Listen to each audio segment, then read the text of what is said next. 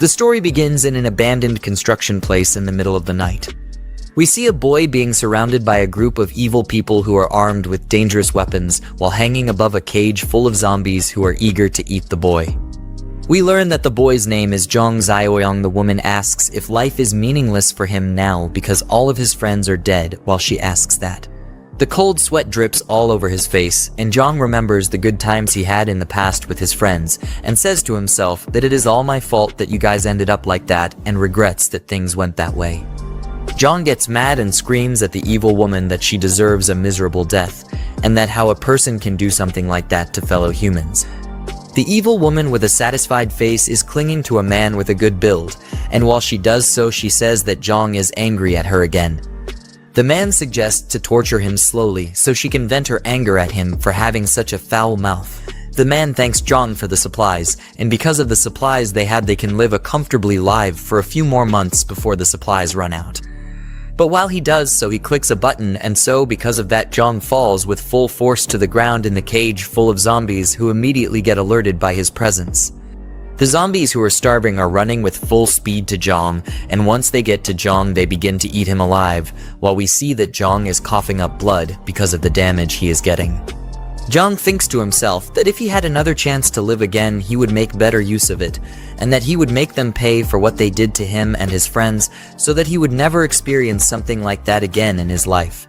Jong, who wakes up again after experiencing something terrible, gets called upon by the same evil woman who betrayed him in his previous life, and while the woman screams that he didn't put her name to the house deed, he couldn't grasp the situation he is in right now because he thought to himself that he had died just a second ago. Jong looks around and thinks to himself that could it be that I have been reborn before the time of the apocalypse and that they gave me a chain to redo life. He says that in his last life he has been deceived by Qi Jing. We learn that she stole the inheritance left by his parents and made him homeless, and because of that he had to sleep on the streets in the cold weather. We also learn that later that time a global catastrophe occurred, so because of that most people were turned into zombies and plunging the world into chaos. With the help of friends he survived and built a safe zone to survive the apocalypse until it is safe to walk around again. But he couldn't have known that the deceitful Qi Jing pretended to be a desperate person seeking his refuge and sympathy. In the end, she betrayed him and let the enemy inside to destroy him and his friends. We move back to his house where Qi Jing is screaming at him while saying 400,000 yuan and not a penny less. Jong, with a serious face expression, stays silent while looking at her. The evil woman gets angry and asks if he heard her. Jong thinks to himself that he cannot act impulsively now, so he needs to wait when it is the right moment. The evil woman says that she will give him a week time for him to make everything right, but Jong cuts her off and says fine, I got it, so she needs to go while pushing her to the door. This shocked the evil woman a bit and thinks to herself that when did Jong become so assertive, and asks if he wasn't her lackey before. Jong closes the door and turns around.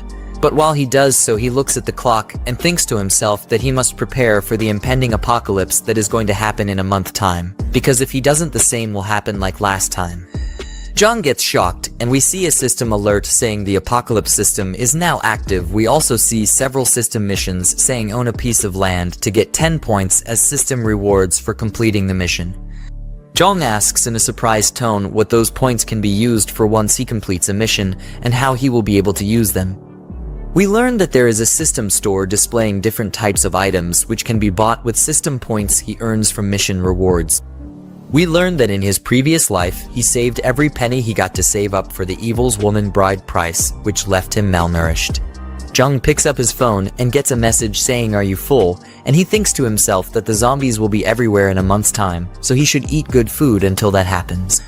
We move to an expensive-looking building. We see nice-looking food on the table, and Jong asks to himself if this is the legendary Michelin 3-star expensive takeaway.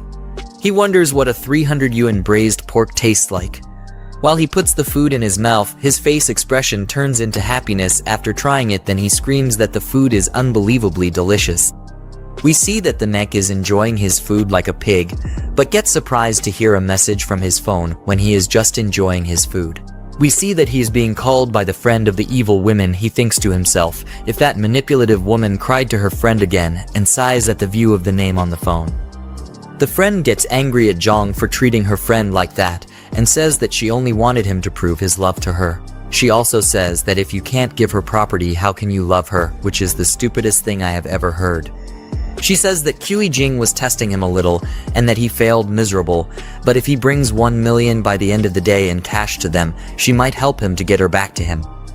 Zhang gets angry at her and says, "Who do you think you are for testing me like that?" and that she needs to get lost. The friend is trying to respond, but Zhang ends the call before she can do so. Zhang lays back on the couch and thinks to himself that he will build the strongest fortress on this land where no one dares to come, but not only is it becoming defensive, it is also built next to a water source and forest, so he will not run out of water that easily. We move to a hall full of people who are walking where the Mig gets greeted by a woman while she asks what he is looking for. The Mig tries to respond to the woman, but gets cut off by a man who we learn is the real estate manager of this place. The real estate manager asks the woman to help the others move boxes in the back because they have a lot of toilet paper that needs to be dealt with.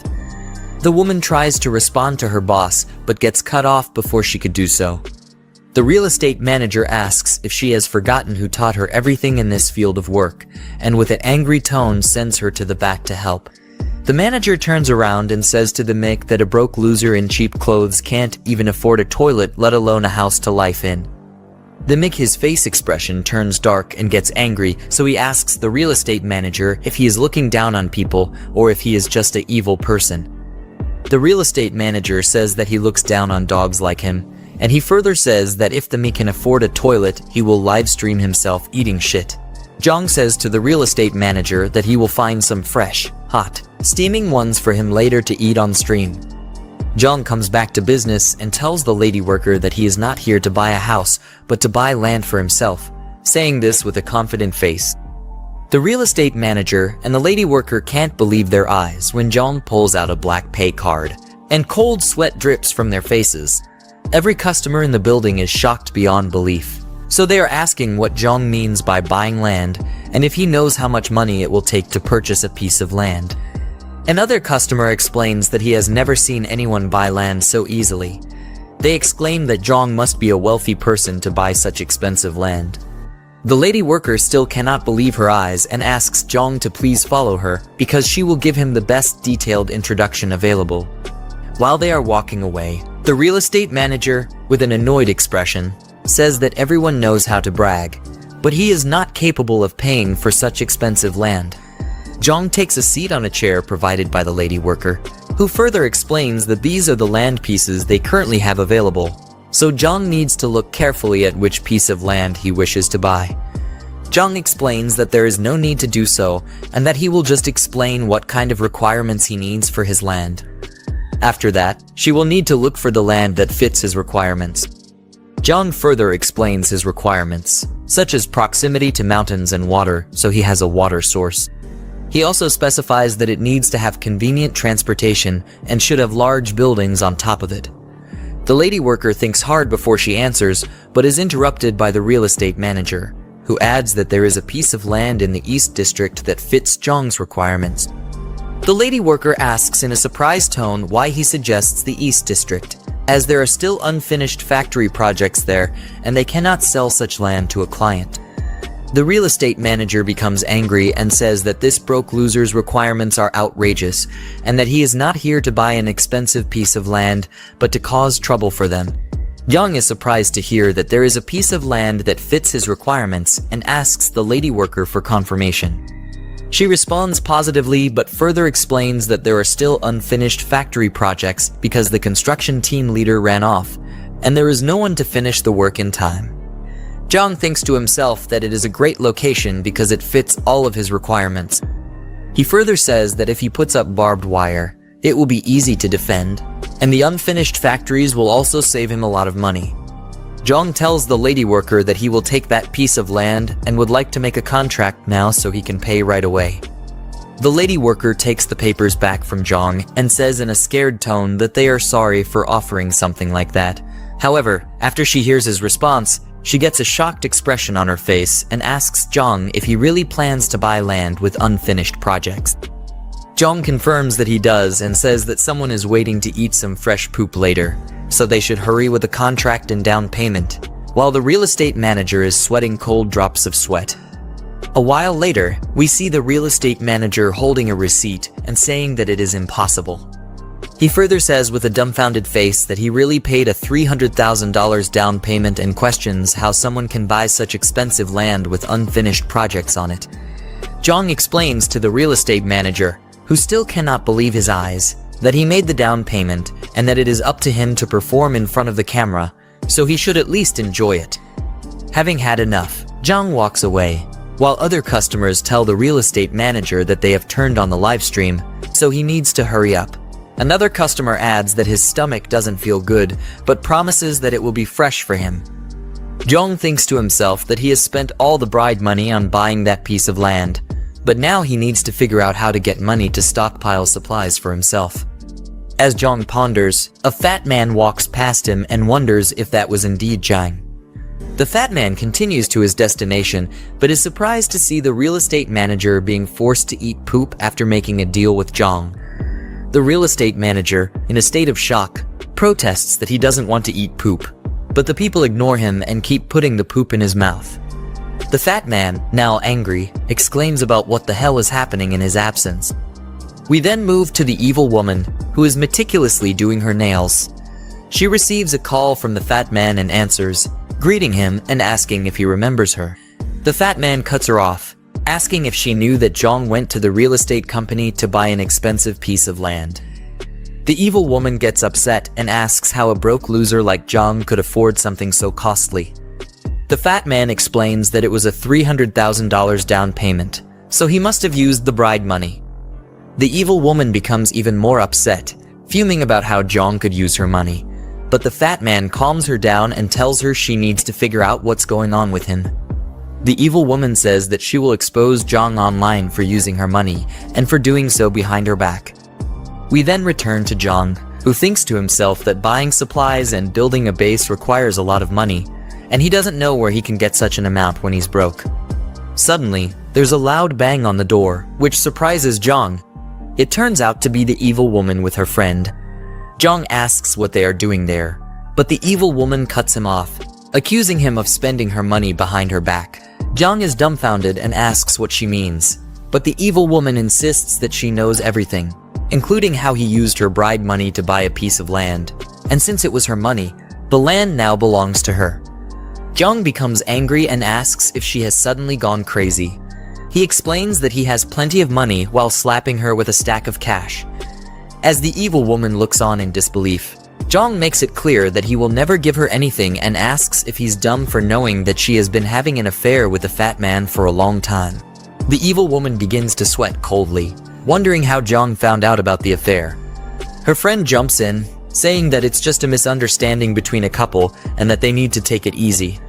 Jong interrupts, stating that there is no misunderstanding and that a cheating woman like her is not his girlfriend. He tells her to go back to the fat man and, irritated by her presence, slams the door in their faces. The evil woman, left outside, thinks to herself about how Jang knows about the affair since they were very discreet when booking rooms. The evil woman and her friend start to leave, but the friend stops her and asks if Jong told the truth about her affair with the fat man and why she didn't mention it before they confronted Jong. The evil woman uses the excuse that they only booked a room a few times. The friend, concerned about how everything has spiraled out of control, suggests that they should go back and come up with a plan to handle Jong. The evil woman agrees, saying that it is the only thing they can do at the moment. However, the friend thinks to herself that since the evil woman messed up with Jong, she now has a chance to claim Jong for herself. After all, they are good sisters, but she's not holding back. We then move back to the construction site where Jong has bought the land.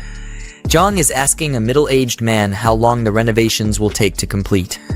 The middle-aged man, clearly perplexed, asks Jong what kind of force he has offended to require such extensive renovations. Jong explains that he doesn't need to know the details and that asking too many questions isn't helpful. He then inquires about the cost to complete the work within a month. The middle-aged man tries to explain that it's impossible to finish in a month, but is cut off by Jong, who says that if he doesn't want to do it, he'll find someone who will. The middle-aged man reluctantly agrees, but clarifies that his concern isn't the timeline, but the cost that will need to be paid. Jong asks what the price will be, and the middle-aged man explains that because the construction needs to be expedited and the work intensity will increase, the cost will need to be at least this amount. Jong, surprised, asks if $20 million is enough. The middle-aged man confirms that it is and adds that Jong needs to pay a $5 million deposit before they can start building. Jong says he will transfer the money within a week and instructs them to hurry up with the construction.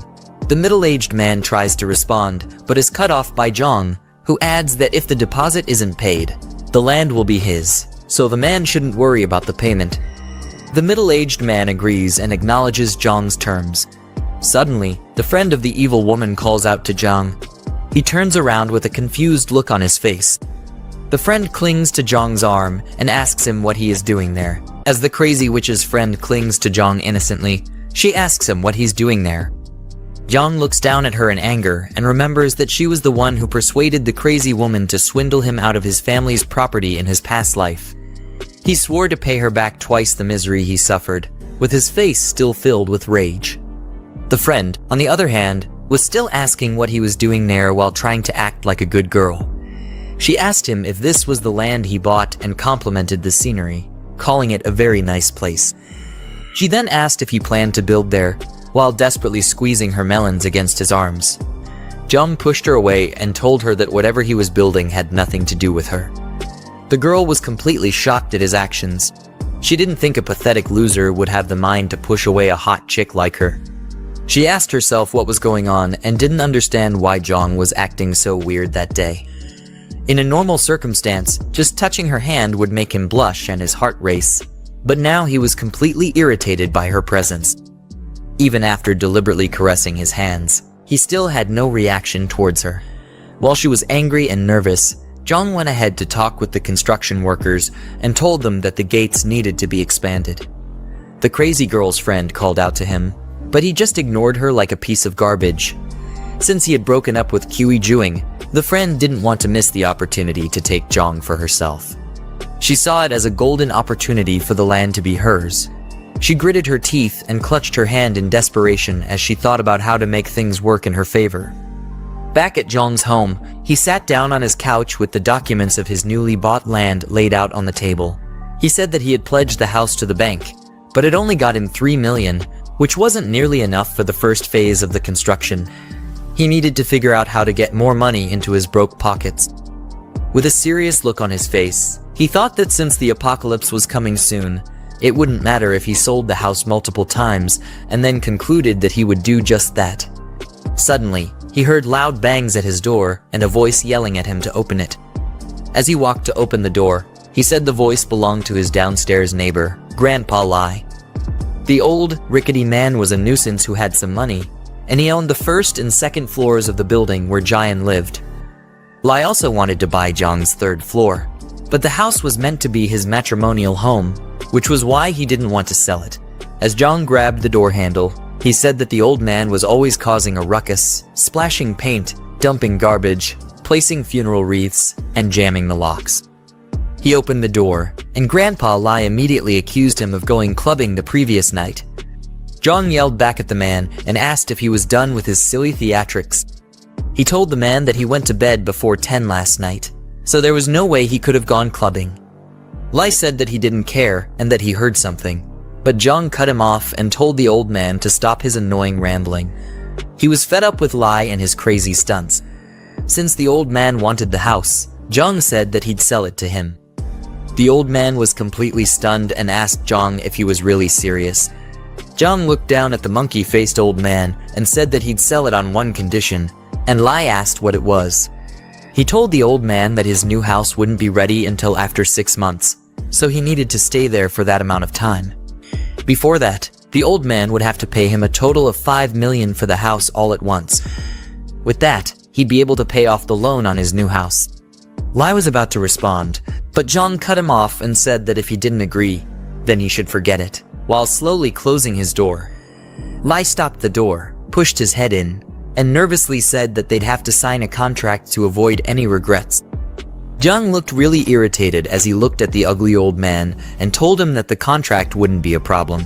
Of course, with a plague coming in a month's time, Jong had successfully swindled the old fool. He closed his door and cursed the old man out, telling him to stay in his house and wait to meet his maker. Jong began going through his phone, calculating the old man's 5 million together with the 3 million loan, which came to a total of 8 million. The system popped up and showed that he had completed the first task of owning a piece of land. With that, he claimed the system's reward. The next day, he went into the city to complete the next task, which was to get a year's worth of supplies. He breezed through the shopping mall, collecting many items that could be useful to him. The people there thought he was deranged, and some even said the foolish boy should be avoided. They all stood and watched him as he filled numerous carts with supplies that would last him a year. They didn't understand what he was going to do with all that stuff, and some of them even called him a pathetic idiot who believed in doomsday rumors. Jong wasn't bothered by their comments because he already knew what was coming. By the time he had gathered all the items, the task was completed, and the system rewarded him with 10 points. As he looked through the system store, he thought about how enhancing attributes would be useful during the apocalypse, but he was too broke for that. The protagonist supply box was the best thing for him to get with his 10 points. Jong had a pumped-up look on his face as he convinced himself to get the protagonist supply box and expand his advantage immediately. He bought the box, and his 10 points were deducted. The supply box popped out with an infinity symbol on the top of it and question marks around its body. When the box gets unlocked, we see the system information pop up and tell him that he got a level 1 space ring. The ring had a huge spatial space of 500 cubic meters, and time in the space was static. Jong knew the first item he was going to get would be a gold one. With the time-static properties of the ring, it meant that fresh food wouldn't spoil. Jong was happy about this information because he was a good-for-nothing idiot who didn't know how to cook for himself. After that, the system brought up his next task and told him to get supplies for 10 years, with the reward for that being 20 points. As that happened, the store manager walked out with some guards and asked who was causing trouble in his store. He looked like a mangy mutt as he asked Jong to identify himself. Jong recognized him as Yang Tao, his middle school classmate, and a dumb lackey of the school bully, Zhang Xingzhi. Yang always liked to bully weaker people, but couldn't stand up to those stronger than him. We see that in the past, Yang and a couple of other dumb-looking idiots bullied Jong and asked him for a protection fee. During that encounter, Jong told them to screw off, and that Sheng should come collect the money if he wants it. Anyway, he was surprised to run into the same blockhead at the store, much less as a manager. Yang told him to return all the items he put in his cart or else. Jong cut him off and mocked him for still bullying weak people and acting like a useless wimp in front of those stronger than him. He told Yang that he was there to make a purchase and asked if that was how Hurenfa treated its customers. Yang thought he was crazy for actually saying he was going to purchase all those items. He told Jung to pay for them immediately or else he would get rough-handled. An hour later, all his items were scanned, and the cashier printed out the total. As Yang was told the total price by the cashier, he handed out the payment terminal to Jong and yelled at him to pay immediately. With a spark of confidence in his eyes, Jong swiped his card as if he were in a battle. The transfer was successful, but Yang didn't look too happy about that. As he walked away with his guards, Jong called him back. Yang was already pissed off enough, and he asked Jong what he was doing. Jong told him to apologize for his rude behavior, or else he would return all the goods that he just purchased. The store manager felt insulted and told Jong not to push his luck, but the other customers interrupted him and told him to apologize. They told the blockhead that an apology wasn't much, and if he didn't, they wouldn't let it go. One of them had even started recording and was ready to make Yang a famous piece of shit. Jong told him again to apologize, and if he did, Jong said he would buy 10 times the amount of items he had already bought. Yang didn't believe his words, so Jong told him to bring the POS machine so he could show his balance. He swiped his card on it, and Yang was shocked to see that the pathetic weakling he knew had over 7 million. It was an amount that he had never attained in his wretched life. Once again, Jong told him to apologize. With no choice, Yang bowed down like a peasant and said he was sorry. As he bowed, Jong patted him on the head and told him not to be so reckless in the future and to leave room for others. Yang had an utterly defeated look on his face, but he couldn't retaliate since it would only bring more trouble for him. He asked Jong what he was doing with all the things he bought, and the mix said he was planning a big venture. Yang told him that the supermarket's inventory wouldn't be enough for his venture and that he needed a wholesaler. Jong turned back his head and asked Yang if he knew some wholesalers since he worked at the store. Surprisingly, the wholesaler he knew was Sheng, the dumb bully who always extorted Jong in school. Yang quickly called Sheng and told him that he had found a big client. Jong looked disappointed at the fact that Yang was still Sheng's useless slave. He wondered how much gray income the two of them could have made in the supermarket. After that, Jong and Yang went to a warehouse. A badass car swiftly drove in and nearly turned Yang into a cadaver. Jong was angry at how arrogant the driver was. The driver, Sheng, stepped out of the car, smoking a cigarette and puffing the smoke clouds in the air. Yang introduced him to Jong and asked if he remembered him from their high school days. Sheng proved that all the smoke had clogged up his ears as he made Yang repeat himself. He finally said that he remembered who Jong was and blew smoke on his face. He referred to Jong as the guy with a bit of a backbone. He tugged at Jong's hoodie drawstring and called it a fake designer brand. Sheng said he hated people like him who pretended to be rich when they weren't. Jong replied by saying that he didn't know if it was a designer brand and that he just bought it from a random store. Sheng grabbed Yang's head and yelled at him for bringing such a useless guy as a client. He told Yang that his time was wasted with Jong's presence and kicked him in the butt. Yang tried to explain that his client was a really big one, but Sheng didn't believe the idiot's words. He said that he could tell who was rich, and he wasn't because he had been in the business for many years. But it was obvious that his brain and eyes were also clogged up from his rubbish cigarettes. Jong felt his aura wasn't working and said that he couldn't intimate illiterates like Sheng Ji, who looked down on people. Sheng arrogantly grabbed him by the collar and told him to repeat what he just said. But Jong wasn't fazed by the fool. Jong repeated himself and said that he looked down on people, but Sheng focused on the part where he was called illiterate.